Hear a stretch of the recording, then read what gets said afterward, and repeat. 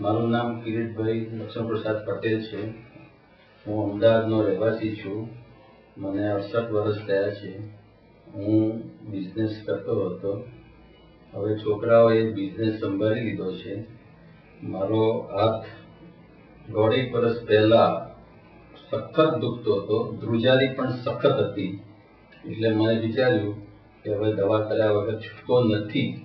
તેથી હું મારા મિત્ર મુકેશભાઈ પાનેરીને પાસે ગયો અને તેમને મને કીધું કે તમને પાર્કિન્સન છે. તેથી ત્યાંથી ટ્રીટમેન્ટ મારી સ્ટાર્ટ કરી અને 1.5 વર્ષથી જે ટ્રીટમેન્ટ ચાલુ છે એમાં જે હાથ મારો ઊંચો પણ નહોતો થઈ શકતો તે હવે ઊંચો પણ થઈ શકે છે. હાથ પણ અત્યારે થઈ શકે છે, દુખતું પણ નથી ને અત્યારે ધ્રુજારી પણ લગભગ મટી ગઈ છે ને દવા સ્ટીલ હજુ ચાલુ છે ને મને ઘણું સારું છે. હવે હું લખી પણ શકું, ફરી પણ શકું, બધું જ કરી શકું છું. હવે મને કોઈ તકલીફ નથી.